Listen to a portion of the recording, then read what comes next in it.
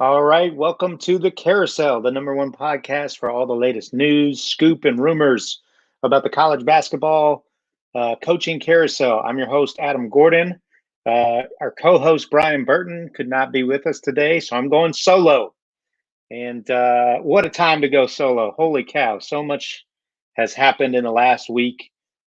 So many new jobs open, so many hires. We'll get to all of that shortly. Lots and lots to catch up on for sure. But first, got to spend this first opening few minutes here talking about what's gone on with not NCAA property, the NIL movement that players have started, starting with Geo Baker and Jordan Bohannon of Rutgers in Iowa. And it's really kind of gone viral on Twitter and social media. Players are speaking out. They want rights to their name, image, and likeness. They want the ability to market themselves so that they can generate profit while they're in college. To me, this seems very, very logical. And we've been very outspoken on social media. My nerves are frazzled. I've been getting into Twitter spats with people, stuff I don't usually do, but I'm just determined to keep this conversation going, shine a spotlight on it, and speak out and support these players. And frankly, I'm a little disappointed that more coaches haven't taken to social media or taken advantage of their platform and spoken out and supported these players. These athletes are literally sitting here in the bubble getting ready to play in the NCAA tournament, and they're putting a lot on the line by speaking out about this issue that's very important. And I was just hoping that we would have more support and an outpouring of support and just people voicing their agreements and having players' backs. I really feel like the coaching community has been pretty silent these last 24 hours as players have spoken out, demanding their name, image, and likeness. And I feel like we're leaving the athletes out to dry, and I don't think that's right. We talk about being for the athletes. Are you really for the athletes if you're sitting here silent and not supporting your guys who are out there asking for these very basic rights? I know it's a complicated issue, but I think this whole gray area, there's too much gray area. We can't pass NIL right now. I think that's I think that's a cop out.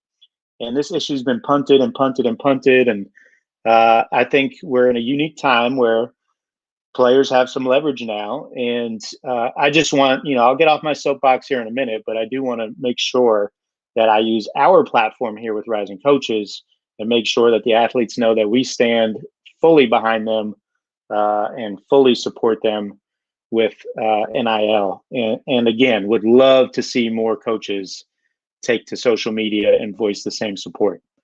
Okay. All right. I'm off my soapbox. I had to address that for sure. It's been taking up a lot of my time. It's really what I've dedicated all my time to the last 2 days. And we'll continue to fight the good fight and hopefully make this change happen sooner rather than later. Okay. As I mentioned, Brian Burton can't be with us today, so I'm going to jump right in. And we always start with some of the new hires. So let's jump right into it. Penn State made it official last week. They hired Micah Shrewsbury.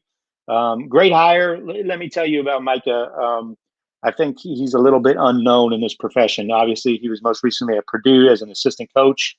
And I think people knew he was with the Celtics. Micah was at Butler years and years ago with Brad Stevens. He's from that Butler tree. And of course, when Brad went to the Celtics, he went with him. And so that just tells you a little bit about, his coaching pedigree. He's cut from that same cloth. He comes from the same background as Brad Stevens. And then obviously went and worked several years with Matt Painter, who's one of the other great coaches in our game. And so I have no doubt that Micah Shrewsbury is a great hire.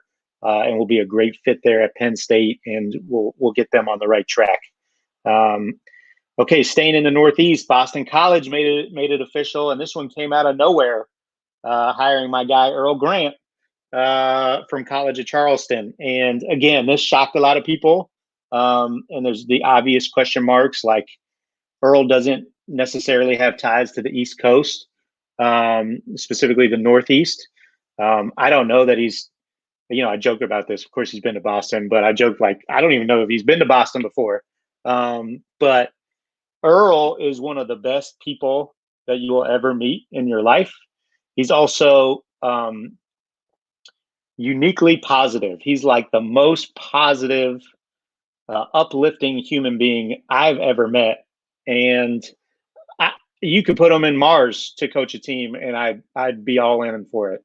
So I don't think the fact that he's going from South Carolina to Boston is this huge deal that everyone's making it to be. Earl Grant is smart. He works his tail off. He's a great person, and he's got a gift that he makes people love him, and he gets people to buy into him. And again, I think that travels. So congratulations to Earl. Excited to see what he can do there. Obviously, Boston College, hard job. But if anyone can do it, it's Earl. Okay, going right down the list, New Mexico hired Richard Pitino. Our guy Richard was unemployed for maybe 12 hours, was let go at Minnesota and quickly rebounded and got the New Mexico job. This one had been rumored for a long time. A lot of people saw this one coming, so I don't know that it was a huge shock. I'm all for it. Look, I don't know Richard Pitino. I think he's a good coach. He won at FIU, which is very hard to do in his one season there. He had a decent run there at Minnesota, but I'm a big believer in giving coaches a second chance. So if it didn't work out someplace, that doesn't mean write him off and never give him another opportunity. It certainly helps, who he is and his background, got him this opportunity. But I hope he does well. We wish him the best there in New Mexico. It's a great job. Tons of support. So hopefully they get it going there quickly. Another one that was not a surprise, Iowa State hired TJ Otzelberger from UNLV. He's a Midwest guy. This makes more sense than him going to UNLV did. So people are very excited about that at Iowa State. And Steve Prohm did a great job. I think Steve Prohm's a great coach, underrated. He obviously had a rough couple years here, but he's another guy that I would look for on a bounce back job. He deserves to be a head coach and lead a program, and he's proven that he can win at a high level with what he did there at the beginning of his tenure at Iowa State and what he did at Murray State. So look for Steve Prohm's name to come up again soon. Albany, our guy Dwayne Killings, congratulations to him. He got the head coaching job there. He was most recently an assistant at Marquette. He had been at Temple. He is one of the most Matt Barneshouse texted me this morning, our good friend Matt. And Matt said, is there anyone more beloved in the coaching industry than Dwayne Killings? I don't know. It's a great point. Everybody loves Dwayne, but there's a reason, because he treats people the right way. We're excited for his tenure there at Albany. A good job in the Northeast. And then the last one we'll get to before we get to all the new stuff and the stuff you guys want to hear about is McNeese State. This one was not expected to come open, and it's a little different because Heath Schroyer, the head coach, who, by the way, will be on the Right Fit podcast tomorrow. Heath Schroyer was put into the athletic director position at the beginning of this season. So he was doing both. He was the head basketball coach and the athletic director. He stepped down from his title as basketball coach. He's just going to be the AD now, and moved up his associate head coach, John Aiken, who we couldn't be happier for. John's had if anyone deserves a break, it's John. He's had a rough year. They had a lot of hurricane damage earlier this year. And just, what was it? Just 2 years ago, he, I believe, turned down Nicholls State for the opportunity to go to McNeese and be with Coach Schroyer there. And anytime you do that, it's always a gamble. It's hard to get opportunities in this profession. So really happy for John that it worked out for him. And he is now the new head coach at McNeese State. So congratulations, John. Okay, you guys ready to dive into all these new openings?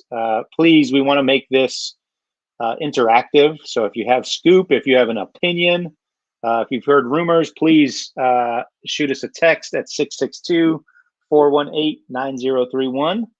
Or you can DM us, or you can comment on social media.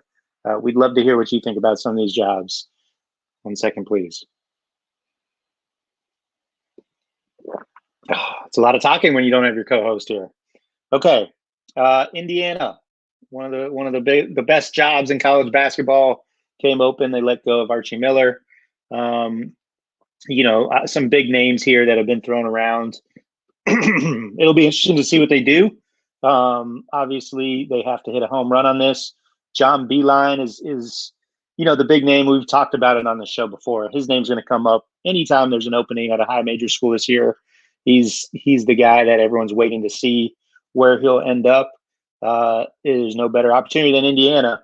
I don't know why they wouldn't take a hard look at him. I don't know why he wouldn't take a hard look at it. But obviously, John Beeline would be a great fit. And then Chris Beard. Obviously, he was a manager at Indiana, I believe, for Bobby Knight way back in the day. And he's done, a tremendous job at Texas Tech, turning that into a powerhouse. So Chris Beard would be phenomenal as well. A lot of other names floating around there. Will be interesting to see what they do. I think it's going to be one where they take another week or two. But I think obviously they're going to hire somebody with a lot of juice in the profession. So that's number one. Staying in the Midwest, DePaul came open. Did I spell that right? Is the P capital? It doesn't look right, does it? Okay, I don't know. At this point, I'm just talking to myself. So I think that looks funny though. But anyways, DePaul came open. Dave Lato was let go last week as well. You got to think Porter Moser is their first call. What he's done at Loyola in Chicago down the street has been phenomenal. He's got them again. It wasn't just the Final Four run. He's got them again in the top 25 headed into the tournament this week. So he's proven sustained success there at Loyola. And that would be, an obvious one. The other name that keeps coming up is Kenny Payne, obviously one of the most renowned recruiters in college basketball. And will be interesting. I don't know if he'll take it. I don't know with what he's doing now with the Knicks. He has a lot of pull there. He's doing well. DePaul is a challenging job. They haven't had success for years and years, so it will be interesting to see what happens there. Yeah, Brian Bender's texting me now. He said, I need a water break. I agree. Bender. Okay, keep the comments coming. Keep the text coming. We'll keep moving right along. Other more big jobs that came open this week. Minnesota, as we mentioned, Richard Pitino was let go and went straight to New Mexico. I got to think Richard Pitino went like directly from the meeting with his AD at Minnesota where he got let go straight to a plane onto New Mexico, or at least into a Zoom with the AD there. But Minnesota's open, another challenging job, but a good job. The names that keep popping up here, Nico Medved, obviously he's done a phenomenal job at his many stops, right? Starting at Furman, then going to Drake, now Colorado State. Those aren't easy places to win, by the way. Furman, he put on the map. Drake, he had winning 25 plus games, and now Colorado State. He'd be phenomenal with obvious ties to that area. The other name that came up the other day, Brian Dutcher. And at first I heard that the head coach, of course, at San Diego State. I was like, why would Brian Dutcher leave San Diego to go to Minnesota? That makes no sense. But I didn't realize his dad was the head coach of Minnesota, I believe maybe in the 80s. And maybe he grew up around that environment. So, there may be some personal ties there. I still think, sentiment is nice. Personal ties are lovely. I'm staying at San Diego State if that's me. But, to each their own. Everyone, you never know what's going on with people and their decision-making process. So that's an interesting one. Okay, where are we going next? Let's go to UNLV. Obviously, that one's open because TJ left to go to Iowa State, leaving the vacancy there. Everybody's talking about big Rick Pitino. Just do it. I mean, what are we debating about? He's coaching college basketball. It's not like he's been banished. I know he's had tons of scandal. I'm not condoning anything he's done throughout his career, but the man can coach. The man's wearing an NCAA logo regardless. He's just doing it at Iona. Give him the UNLV job. Come on. Picture Rick Pitino in Vegas. All the nice restaurants and steakhouses he'll frequent. He'll have that place rolling and winning at a high level. So I'm all for that one.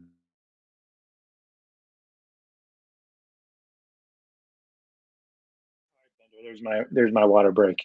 It lasted all of 6 seconds. Okay. The other job that came open in that region is Utah. They let Big Larry go. Larry, how do you say his last name? Kristoviak? I'm just going to say it quietly to make it sound like I said it right? Larry Kristoviak. I think Larry Kristoviak did a phenomenal job at Utah. I think this firing is insane. Again, another case of having a couple down years and they let him go. But Utah is not a great job, I don't think. Utah is a very challenging job. So, I really think this is a head scratcher for me. But I think they're looking at Craig Smith. I get it. He's done a phenomenal job there at Utah State. And he'd be a great hire. He would be. I just don't love this move. But again, you never know what's going on behind the scenes with an administration. And so we'll be interesting to see. But Craig Smith certainly the front runner here. Okay, moving right along, right? Earl Grant took the Boston College job, leaving open College of Charleston. What a job this is. If you guys haven't been to Charleston, South Carolina, you guys are missing out. Make sure after you get vaccinated or after COVID is over, make sure you make plans to go visit Charleston. It's lovely, unbelievable food scene, great downtown area. And the campus is actually like right there downtown. Earl did a phenomenal job there. This is a job that is one of the better jobs in their league. And so you've got an opportunity to hire somebody really, really good. They've put some names on Hoop Dirt. I think earlier this morning, people were talking about J.D. Powell, who was on staff there with Earl. I don't see that one. J.D.'s a great guy. Certainly put in his years and would be deserving of the opportunity. But I think they go with a more established, proven winner just because of the caliber of job it is. But you never know. On Hoop Dirt, they mentioned Lavelle Moton. Lavelle Moton at NC Central has done an amazing job. No one's won at a higher level than him. I don't know. Like everyone talks about Lavelle, like he doesn't get opportunities. I'm curious about that. Like I think he should get opportunities at high major schools left and right. Absolutely. He's phenomenal. I wonder if he does get some opportunities that he just turns down because of his situation there at NC State. I don't know. I don't know this. I don't have some inside information here. This College of Charleston job would be one that would make sense. This is, again, a phenomenal job. I think he'd be, I think it'd be a great move. I think it'd be a great move on both sides. I think it's a place he can be for another 20 years and win at a high level. So we'll see what happens there. A couple other names to get to. Matt Elkin told me to slow down and take my water breaks when I need it. So thank you, Matt. I needed that encouragement. Okay. Other names that were mentioned for College of Charleston, Will Jones at North Carolina A&T. He's done a very good job there. He's won another not easy place to win. Excuse me. What about Dustin Kearns? Why not call Dustin Kearns up and see if he's interested? He's won at Presbyterian. He's won at App State. Unbelievable. Two very hard jobs. He's from that South. I believe he went to Clemson. He's got South Carolina ties.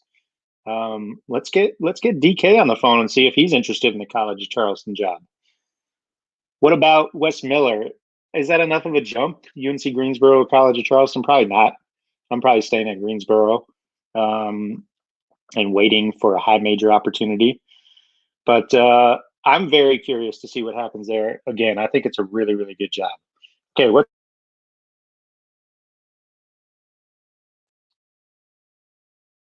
Mason.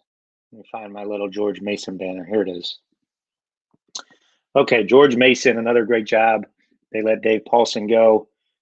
He wrote a beautiful statement thanking the school and community for the opportunity. Coaches, take note. If you get fired, that's what you should do. You should be graceful. You should thank everyone for the opportunity and move on. Everyone's talking Kim English here as the front runner for this job. He'd be good. He's obviously established himself as one of the most talked about assistant coaches in the profession. So it sounds like he's got a great opportunity here. We'll see.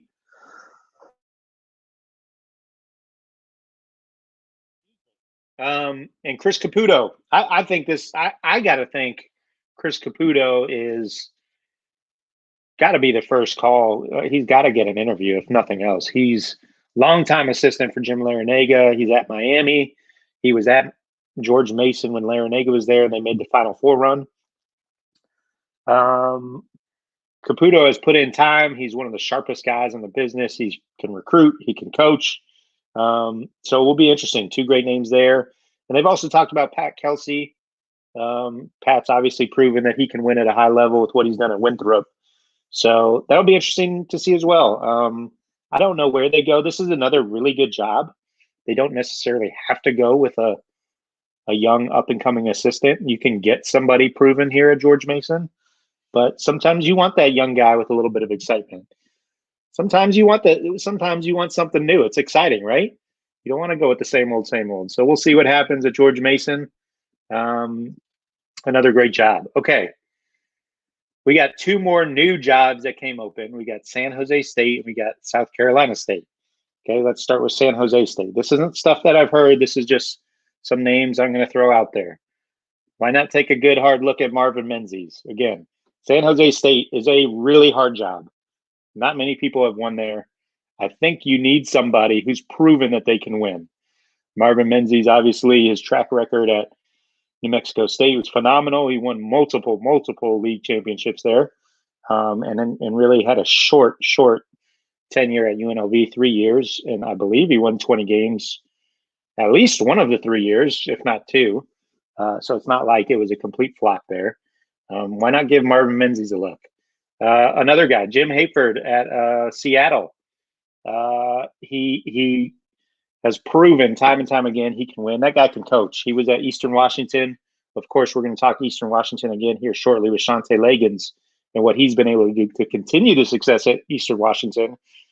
But Jim was really the one that got Eastern Washington on the map in the Big Sky Conference. I was in that conference at Northern Colorado at the time he came in to the league, and the guy can coach. He's got ties to Australia. He gets high IQ guys that can shoot. and he can win, and he's won at the Division II level, the low major level, and now he's doing a good job as well at Seattle. Let's see, we got a text in. I got a text talking about Eric Ravenel. I don't know what it's in relation to. I love Eric Ravenel. He's the assistant coach at Georgia Tech. He's the longtime head coach at Portland. Maybe we're mentioning his name for San Jose State. He'd be great. Again, a guy that can win at a high level. He proved that he could win at Portland before he was let go. But sometimes you're just at one place for too long, and those things happen. But yeah, he'd be great at San Jose State. I like that one. Thanks for that text. Okay, South Carolina State. Very hard job again. We got all kinds of hard jobs. We got great jobs. We got everything to talk about today. South Carolina State is an interesting one. Why not take a look at Mr. Carolina, Andre Gray? Andre's been on the Rising Coaches podcast before. He's fantastic. He's been at every school in North and South Carolina, I believe. He's currently an assistant at UNC Greensboro, where they've had tremendous success. He'd be a good fit there. I'm going to throw out another name, young, unproven. How about Nick LeGrune? Nick LeGreen's an assistant coach at Presbyterian. Obviously, I'm probably a little biased because I've worked with him at a few stops, but Nick's got head coaching experience at the high school level, where he won a lot of games at Green Forest Academy in Atlanta and coached a lot of really good players. And he's paid his dues. He's been doing it for quite a while now, and been an assistant at two different Division I schools, three different Division I schools. So yeah, why not look at Nick LeGreen? A little younger, a little more unknown, but he'd be fantastic. Okay, that's all the new jobs. Okay, I think I just talked about 50 different jobs there in that short amount of time. But those are all the new ones. Let's kind of recap some of these other ones and give some updates on where we're at with some of these other jobs that have been open for a little while, starting with Eastern Illinois. Okay, I don't know what's going on in Eastern Illinois. I do know that they are starting to move quickly. They decided not to go with a search firm. They're handling that search internally. They have had initial conversations with candidates. They're about to start the interview phase, and I think this one is going to start speeding up here. But I don't know. I kind of think I think they're going to try to speed it up. I think as these interviews happen, I think they're going to run into some roadblocks. I think people don't fully understand the challenges and the limitations financially that EIU has. I know a lot of people have seemed to be interested in it, but I think when people dig a little bit deeper, they're going to realize how challenging of a job it is. A couple of the names that you've heard for that one: Marty Simmons, he'd be fantastic. Marty Simmons, obviously, he's at Clemson now, but was the head coach at Evansville for a long time. He's one of the best offensive minds in the business, hands down. If you ever watch their Evansville teams play, it was like a beautiful thing to see it. Like, their teams execute, they down screen, they flare, they rescreen, they back screen, they do it all. He's an offensive guru. There's no doubt if he got the job, they'd be one of the better coach teams in the league year in, year out. So there's one. Kyle Smith-Peters is a guy that I've mentioned I would be on the phone with right away, the head coach of John A. Logan. He's done an unbelievable job turning John A. Logan into a national powerhouse at the JUCO level. I've been to his practices. They're some of the best practices I've ever been to at any level. His guys compete. His guys are disciplined. His guys dive all over the place. And his guys are super, super talented because he can recruit. I think you'd be foolish not to look at Kyle Smith-Peters. The other Chris Hollander's name gets thrown around there. He'd be great. He's from that area, assistant coach at Missouri. A little weird because he's in the Marty Simmons coaching tree, but he'd be fantastic. Excuse me. Okay. Where are we going to next? Let's go to Fordham. Fordham sounds like a cluster. It sounds like a mess. We got all kinds of conflicting sources of information out there. So we'll see how it plays out. The names we've talked about: Kyle Neptune, Matt Langle at Colgate. I think those two guys are in the mix. But the two names that seem to have moved to the top and that we have the most conflicting information about is Jared Grasso, the head coach at Bryant, and Tony Barbie. Sounds like there's information coming out on behalf of both camps saying that each one has the job. So I don't know. I don't know what that means. We'll see. There's so much misinformation that comes out this time of year. So you never know what's true and what's not. And then all of a sudden, out of left field comes Earl Grant getting the Boston College job. That's just how these things work. And that's okay. We'll see how it plays out. We don't have any inside scoop here. So we just got to wait and see. Okay, moving down to Florida, Jacksonville. People love talking about this Jacksonville job, don't they? Everyone knows what's going on with Jacksonville. I don't know if this is because I am a Florida guy that people keep asking me about this one and thinking that they know, but it's interesting to see how much interest this low major job has generated. I guess because you're in Jacksonville, Florida, it's a great destination. It's a challenging job. Okay, the name that keeps coming up all over the internet is Rob Eson. Rob's got some connections to Doc Sander, who is running the search with Top Connect. I don't know how in there Rob really is. I don't know. Maybe he is in there, and I hope he is. I like Rob. I think he did a really good job at UAB. I think he deserves another shot. But he's one name that keeps coming up. And then Adam Nelson on Hoop Dirt reported these three names earlier today, which I like. Ryan Ritter at Bethune-Cookman. Again, Ryan Ritter is like for me, in the Kyle Smith-Peters category. Young coach who has done nothing but work his tail off and win where he is at a high level.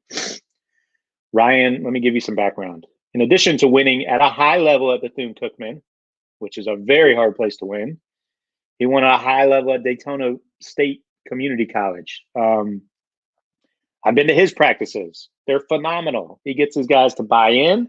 He's got an unbelievable way with people. He can get a lot out of his players without, being on them and screaming and cussing them out. He's got a fantastic demeanor. So he'd be great. We got breaking. We got a text. We heard Link Darner has had a phone interview at Jacksonville. Link Darner would be great. Link Darner had a lot of success at Green Bay before being let go. And before that, he was super successful at Florida Southern, a great Division II job in the Orlando area. So Link Darner is one that would make a lot of sense. He's a great coach. He'd be fantastic.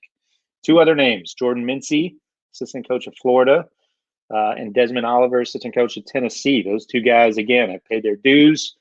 I don't know much about them personally because they don't have head coaching experience, and I just don't know them on a personal level like that to speak on their behalf. But those guys certainly have proven to come from great winning programs in Tennessee and Florida.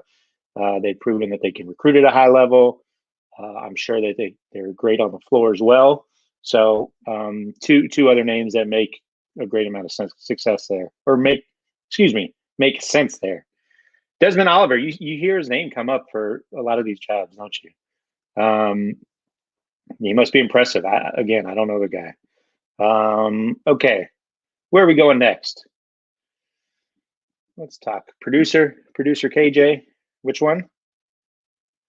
Okay, we got our producer KJ here now on the line with me, helping out. Thanks, KJ. Okay, moving along to Portland.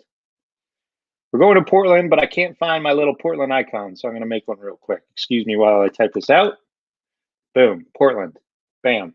Okay, the name that everyone's been talking about here for a while is Shante Legans, head coach at Eastern Washington. He's done a phenomenal job continuing the success there at EWU and taking them to new heights.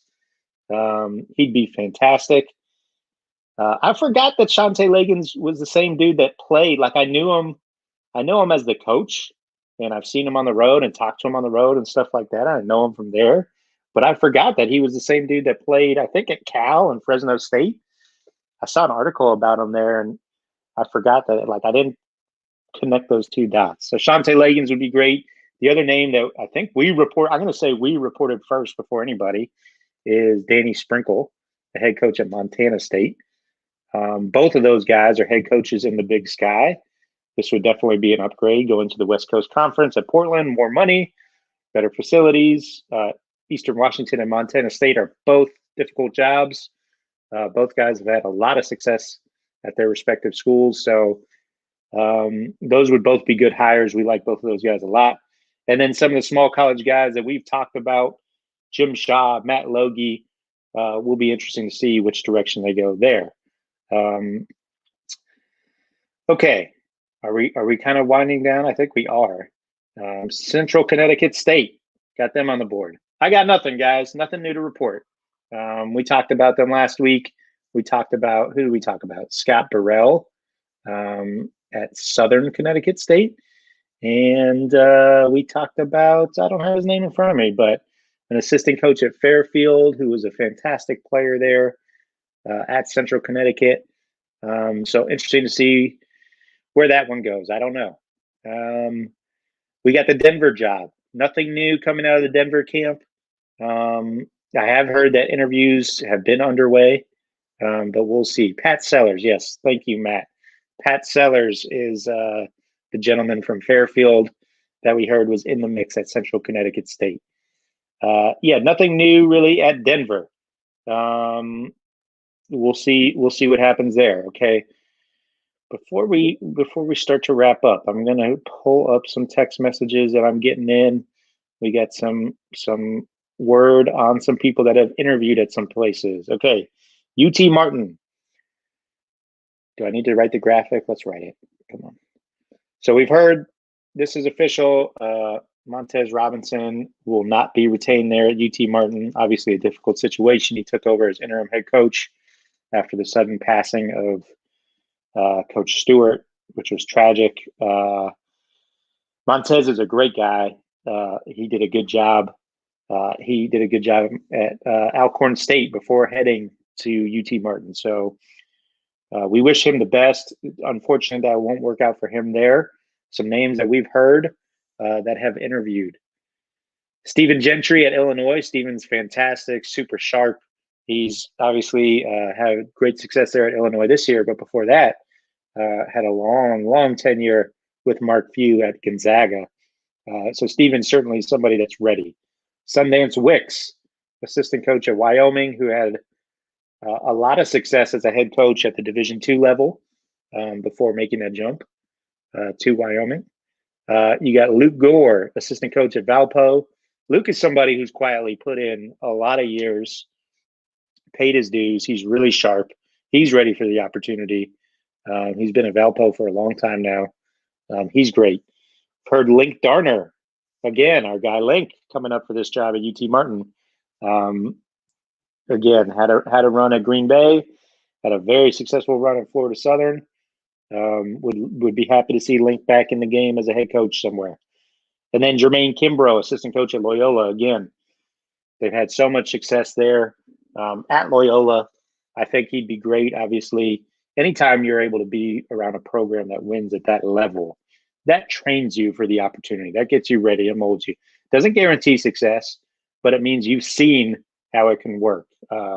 And so you got to think he's ready for the opportunity as well. UT Martin's a hard job. In my opinion, bottom 3 job in the OVC.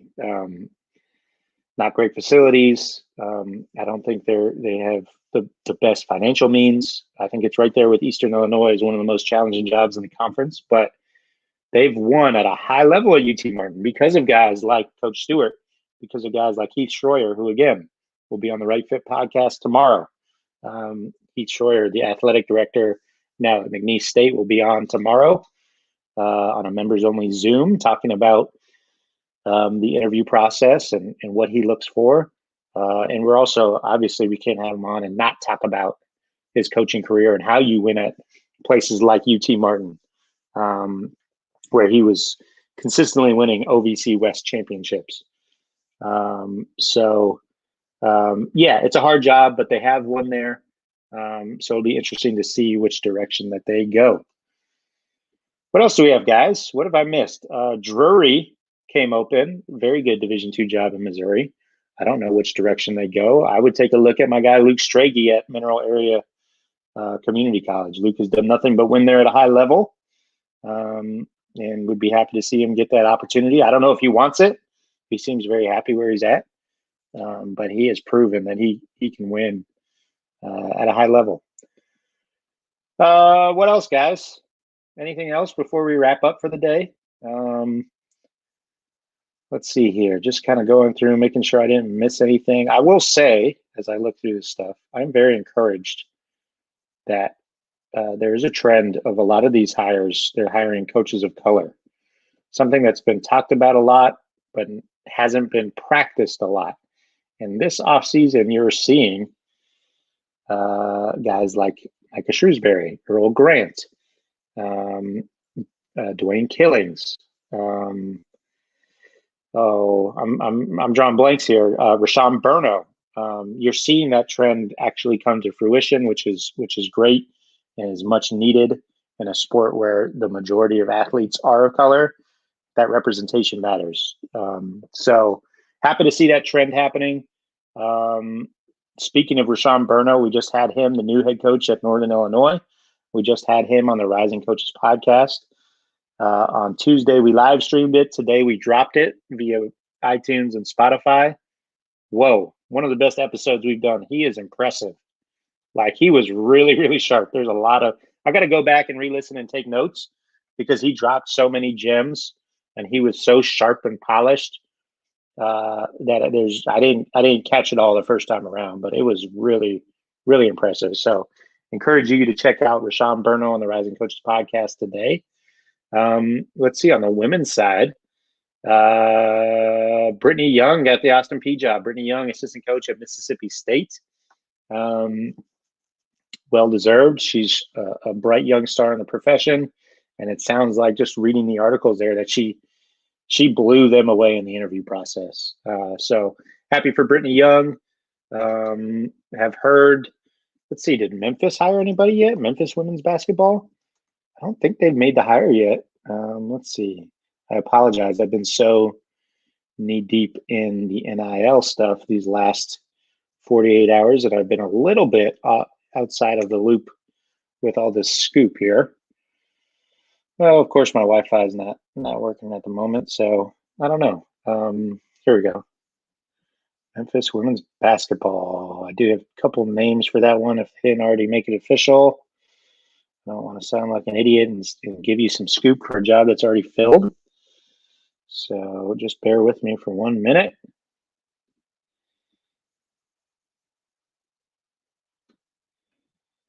Oh, man.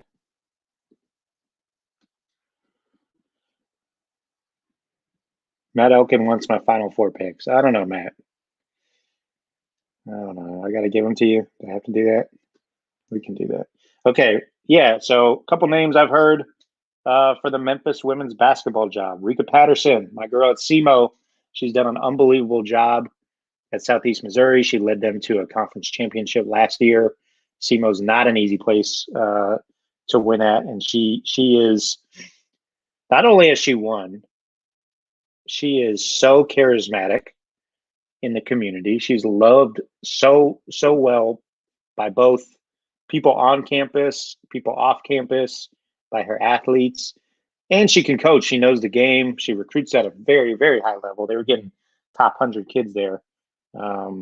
So I've heard Rika Patterson, and I've also heard assistant at this is unprofessional of me. I apologize, guys. I should have this at my fingertips. Again, riding solo today. Heard Jennifer Sullivan as well, assistant coach at Tennessee. So both of those would be great picks. You got one up-and-comer assistant coach. You got one proven head coach, Enrica Patterson. So we'll be interesting to see which way they go on that. Okay, Matt, you want my final four picks, really? Is that really what we're doing here? Okay, I'm going to give them to you. I got to pull up my bracket here just before we get off the air. I do think it's hard not to pick Gonzaga. I'm going to give you a couple teams that I think are gonna make a little bit of a run. I think USC. I've got Southern Cal making a run all the way to the Elite Eight. I don't know that they'll beat Gonzaga, but I think they're really impressive. I think they're a little underrated. I think the Mobley brothers are fantastic. They're so long. And then you got Taj Edey, who's a clutch shot maker. I like them making a deep run. Ultimately, though, I got Gonzaga representing that region. I've got Alabama. I've got Alabama making a run to the Final Four. Let's see if I got any other sleeper picks here. I think, let's see. Yeah, I don't think anything groundbreaking there in that region. I could see Georgetown upsetting Colorado. I think I've watched Colorado a few times. I love those guys. I love that staff. Obviously, Rick Ray is there, one of my mentors. But they've been it seems like they struggle to score at times. And Georgetown's hot. I could see that 5-12 upset. I like Georgia Tech making a run. Those guys are on fire. They're tough. Of course, they don't have Moses Wright tonight. Or is it tonight or this weekend, whatever, against Loyola. But I still think they have enough to get past Loyola. I don't know if they'll have them back in time for their second round matchup against the winner of Illinois Drexel, which will most certainly be Illinois. But if they have him healthy, I think they can get past them and knock Illinois off. I know a lot of people got Illinois winning it, but we'll see. I got Oregon State beating Tennessee. That's a big one. I got Oklahoma State making a deep run. I got Clemson making a deep run, upsetting some people. Let's see who else. I got North Carolina making a deep run. I'm going upsets this year. I'm not going conventional. I really like Arkansas. I think they're really good, and I think they're playing really well. So, Matt, those aren't my final four, but those are a couple of teams that I like. Okay. I've talked long enough to myself and to my computer screen. So I appreciate you guys tuning in. Please speak out on behalf of our athletes who are rolling with the hashtag not NCAA property. Let's get this NIL thing passed through. Let's continue to keep pressure on the NCAA to make that change. We appreciate you guys listening and hope to see you guys next week. Thanks, everybody.